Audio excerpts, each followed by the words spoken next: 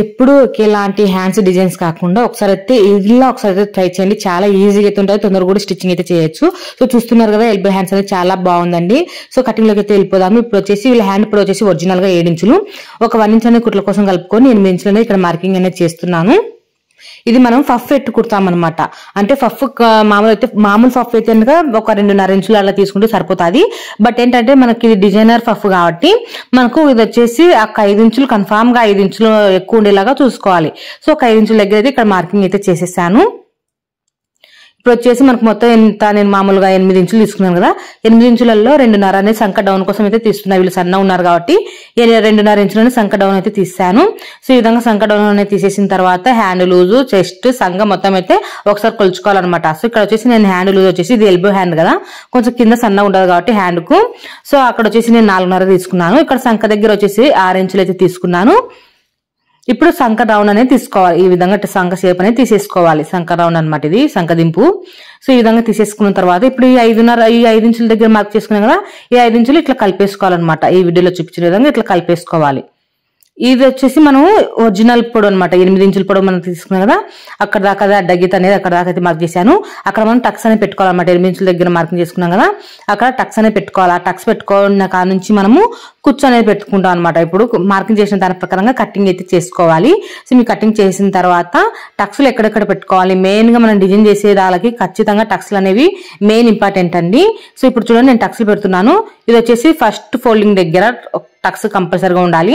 అలాగే ఇక్కడ మనం 8 ఇంచుల దగ్గర మార్క్ చేసుకున్నాం కదా, ఇక్కడ గీత చూడండి, ఇక్కడ వచ్చేసి ఒక టక్స్ అనేది ఇచ్చుకోవాలి. ఇక్కడ వచ్చేసి ఇంకా హ్యాండ్ లూజు మనం ఎగస్ట్రా ఎంత తీసుకుంటామో హ్యాండ్ లూజ్ తక్కువ అక్కడ మనకు సరిపడా తీసుకొని ఎగస్ట్రా క్లాత్ అనేది కట్ చేసుకోవాలన్నమాట. సో ఈ విధంగా ఇప్పుడు ఓపెన్ చేస్తున్నాను.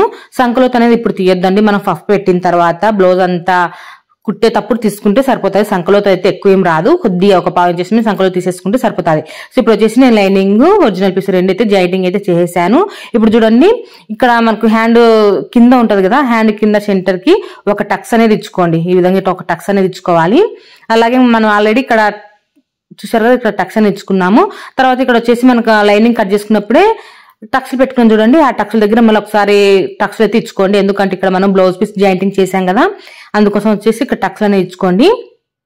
ఇప్పుడు చూడండి మనం వచ్చేసి ఇక్కడ మనం హ్యాండ్కి వచ్చేసి ఫస్ట్ మనం మార్క్ చేసుకునే వాటిని ఒకసారి లైన్ మార్క్ చేసి చూపిస్తున్నాను మీకు. ఇది వచ్చేసి మనం 8 ఇంచుల దగ్గర మార్కింగ్, అలాగే ఇది సెంటర్ మార్కింగ్ అనమాట.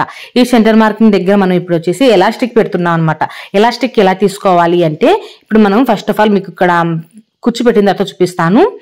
ఎలాస్టిక్ వేసుకుంటాము, అది ఎలాస్టిక్ కూడా చాలా ఈజీగా స్టిచ్చింగ్ అనేది చేసుకోవచ్చు. సో చూడండి ఇప్పుడు మనం టక్స్ పెట్టుకున్న కాంచి సెంటర్ టక్స్ వరకు మన సైడ్ పెట్టుకుంటూ రావాలి ఫ్రిల్స్ అనేవి. తర్వాత వచ్చేసి ఇక్కడ టక్స్ కాడ నుంచి మళ్ళా ఇప్పుడు మనకు రివర్స్ లో పెట్టుకుంటూ రావాలన్నమాట. ఎదురు రావాలి కుచ్చులు అనేవి. ఆ విధంగా ఎదురు పెట్టుకుంటూ వస్తే మనకు ఫఫ్ అనేది బాగా లేసినట్టుగా ఉంటది, బాగుంటది అనమాట. సో చూసారు కదా, ఈ విధంగా ఇట్లా పఫ్ అనేది ఇట్లా రెడీ అవుతుంది. ఇట్లా రివర్స్ లో పెట్టుకుంటూ రావాలి. ఒక సైడ్ సెంటర్ వరకు మన సైడ్ పెట్టుకోవాలి, మళ్ళీ సెంటర్ నుంచి మనకు ఆపోజిట్ లో పెట్టుకుంటూ రావాలి. అంటే ఎదురు వస్తాయి అనమాట. చూస్తున్నారు కదా, ఇట్లా వస్తాయి అనమాట ఫఫ్ అనేది. ఇట్లా మనం ఇట్లా చూసుకుంటే ఇట్లా వచ్చేస్తుంది. సో చూసారు కదా, ఈ విధంగా ఫఫ్ అనేది ఇలా వచ్చేసింది. ఈ విధంగా వస్తుంది, చాలా బాగుంటుందండి. ఫఫ్ చాలా సింపుల్ గా అయితే కుట్టేసుకోవచ్చు. మనం ఎక్కువ 5 ఇంచులు తీసుకున్నాం కాబట్టి ఇంకా బాగా వస్తుంది అనమాట. ఇప్పుడు చూడండి ఎలాస్టిక్ ఇలా తీసుకోవాలంటే మనం ఇక్కడ 8 ఇంచుల దగ్గర, అంటే మనకు హ్యాండ్ పొడవు వచ్చేసి 8 ఇంచులు తీసుకున్నాం కదా, ఆ 8 ఇంచుల దగ్గర నుంచి ఒకసారి టేప్ నుంచి ఇలా పట్టి చూసుకోండి. ఇలా పెట్టి చూసుకొని మనకి 2 చేతులకు రావాలి కదా, 2 చేతులకు వస్తాయని నేను ఇంకా 8 ఇంచుల దగ్గర తీసుకొని దాన్ని సగం చేసుకుని 4 ఇంచుల దగ్గరికి ఎలాస్టిక్ అనేది కట్ చేస్తున్నాను అనమాట.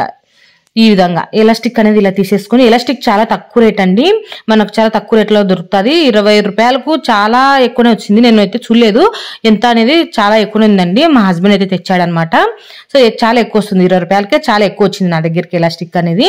సో చూడండి ఏ విధంగా కుట్టుకోవాలంటే ఇప్పుడు సెంటర్ దగ్గర టక్స్ పెట్టుకున్నాం చూడండి, అక్కడ ఎలాస్టిక్ అనేది పెట్టేసి అక్కడ నీడిల్ అనేది ఎలాస్టిక్ మీద దించండి, లేదంటే జరిగిపోతుంది. ఇప్పుడు చూడండి నాకు జరిగిపోతుంది. అలా నీడిల్ అనేది దించుకొని ఇట్లా సాగదీసి మనము మార్క్ చేసుకున్నాం కదా 8 ఇంచుల దగ్గరికి, అక్కడ దాకా ఇట్లా పట్టుకోవాలన్నమాట ఎలాస్టిక్ అనేది. ఇలా ఎలాస్టిక్ ని పట్టుకున్నామంటే మనకు కుచ్చు ఆటోమేటిక్ గా వచ్చేస్తుంది. సో చూసారు కదా, ఈ విధంగా ఇలా కుచ్చు అనేది వచ్చేసింది. చూసారు కదా, ఈ విధంగా ఎలాస్టిక్ అనేది కుట్టేసి రఫ్ దొక్కండి. స్టార్టింగ్ లో రఫ్ దొక్కండి, ఎండింగ్ లో రఫ్ దొక్కండి. చూసారు కదా, ఫఫ్ అనేది ఇలా వస్తుంది అనమాట. సో చాలా బాగుంటది. సో ఇప్పుడు వచ్చేసి మనము ఒక గోటు వేసుకున్నాము. గోట్ అయినా వేసుకోవచ్చు, లేదంటే మీరు 3 చేసేసిన తర్వాత అయినా కానీ ఎలాస్టిక్ అయినా వేసుకోవచ్చు. కానీ ఇక్కడ ఏంటంటే నేను గోటు వేస్తున్నాను అనమాట, ప్లేన్ ఉండకుండా. కింద ప్లేన్ ఉంటే అంత లుక్ ఉండదు అనేసి గోట్ అయితే వేస్తున్నాను. సో సైడ్ లో క్లాత్ అయితే ఎక్కువ ఉందండి, చూద్దాం ఏమైనా సంఖ్యపీసులు పడే అవకాశం ఉంటుందేమో అనేసి పెడతా అనమాట. ఎగస్ట్రా క్లాత్ ఎక్కువ పర్వాలేదు, మనకు తక్కువ కాకుండా ఉంటుంది మేలు. సో ఇక్కడ వచ్చేసి నేను హ్యాండ్ కింద గోట్ అయితే వేస్తున్నా. ఈ గోట్ వచ్చేసి 1.5 ఇంచెస్ కానీ 1 ఇంచు కానీ తీసుకోండి క్లాత్ అనేది. మీరు కొత్తగా నేర్చుకునే వాళ్ళైతే 1.5 ఇంచు ఎక్కువ ఉండేలాగా తీసేసుకోండి. ఇక్కడ వచ్చేసి నేను 1 ఇంచు మాత్రమే ఎగస్ట్ ఉండేలాగా తీసేసుకొని ఈ విధంగా ఫోల్డింగ్ చేసుకొని గోట్ అయితే వేస్తూ వస్తున్నాను. ఎగస్ట్రా క్లాత్ అనేది కట్ చేసి, ఇక్కడ ఖర్చులు ఉన్నాయి కదా, ఈ ఖర్చులు కూడా కట్ చేసుకోవాలన్నమాట. ఈ ఖర్చులు కట్ చేసుకుంటే మనకు గోట్ అనేది బాగా సన్నగా వస్తుంది. ఈ ఖర్చులు ఉన్నాయనుకోండి అంత ఫినిషింగ్ నీట్గా ఉండదు. సో ఇప్పుడు ఈ మత్తలు ఇట్లా కిందికి కట్టేసుకొని కొంచెం గోట్ అనేది మనకు పైకి కనిపిస్తూ ఉంటుంది. సో ఇక్కడ నేను వచ్చేసి థ్రెడ్ పెట్టట్లేదండి, థ్రెడ్లు లేకుండానే నార్మల్ పైపింగ్ అయితే వేసేస్తున్నాను. మీరు థ్రెడ్ పెట్టినా కానీ కుట్టేసుకోవచ్చు. నేను ఇక్కడ థ్రెడ్ అనేది వితౌట్ థ్రెడ్ అనమాట ఇక్కడ. సో ఈ విధంగా ఇట్లా స్టిచ్చింగ్ అయితే అయిపోయిందండి. స్లీవ్ డిజైన్ చాలా సింపుల్ గా కుట్టేసుకోవచ్చు కదా. వీడియో ఎలా ఉందండి? వీడియో నచ్చితే తప్పకుండా అయితే లైక్ చేయండి. అలాగే చాలా సింపుల్ గా కుట్టుకునే ఈ డిజైన్ అనేది మీరు ఒకసారి ట్రై చేయండి. ట్రై చేసి ఎలా ఉందనేది నాకు కామెంట్ అయితే షేర్ చేయండి. వీడియో నచ్చితే తప్పకుండా అయితే లైక్ చేయండి, షేర్ చేయండి, సబ్స్క్రైబ్ చేసి